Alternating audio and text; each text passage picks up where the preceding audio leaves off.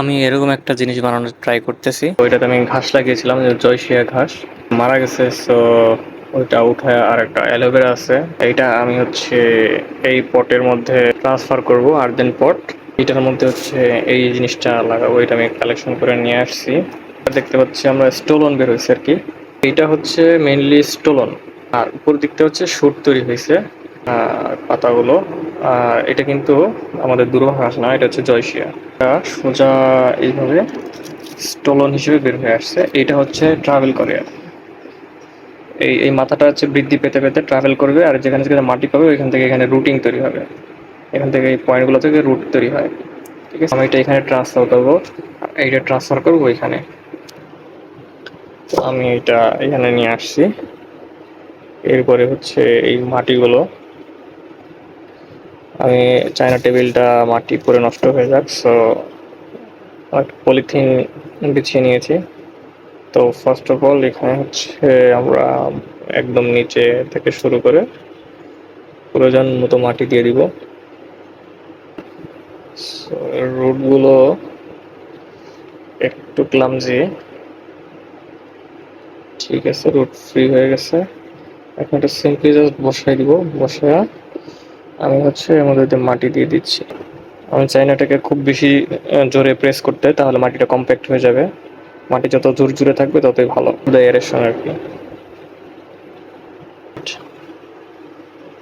এখানে সামনে আমি এখানে কিছু মস অ্যাড করব পরবর্তীতে। আপাতত এইটা এরকম থাকুক। এখন এইটার ব্যাপারটা আসতেছে, এইটা হচ্ছে কিভাবে কি লাগাবো। তো সিম্পলি যেটা করতে পারি এইটা হচ্ছে এটার মধ্যে জাস্ট ঢুকিয়ে দিব।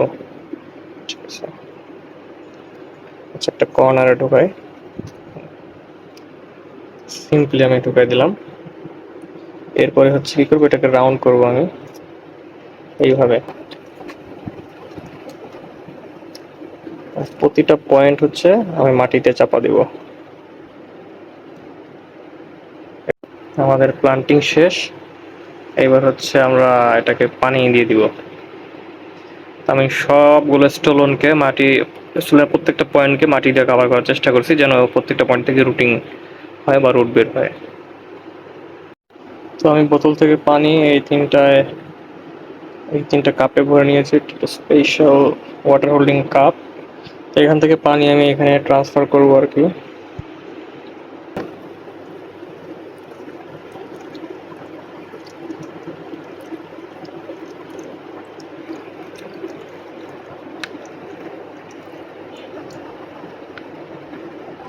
তো আমি এটা আগে একটু কুইক ফ্লাডিং করবো। কুইক ফ্লাডিং এর সুবিধা হচ্ছে এটা একটু দ্রুত পরিমাণ সেটেল ডাউন হবে। আর এটা আমি আমাদের পলিথিন দিয়ে পেঁচিয়ে নিয়েছি, যেটা যাতে হচ্ছে পানিগুলো, এক্সট্রা পানিগুলো এখানে এসে জমা হতে পারে। তো এটা হচ্ছে একটা গুড আইডিয়া। পানি দেওয়া শেষ। এখানে নিচে এক্সট্রা পানিগুলো জমা হয়েছে, এটা এইভাবে রেখে দিব, যাতে এটা শুকিয়ে গেলে আবার এখান থেকে পানি নিতে পারে। ঠিক আছে, আর এই তো এর পরবর্তী আপডেট পরের ভিডিওতে জানানো হবে। আর এটাতে একটু পানি দিতে হবে।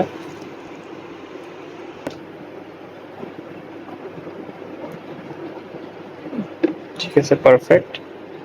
এটাতে পানি দেওয়া শেষ। এবার এটা আস্তে আস্তে সেটেল ডাউন হবে।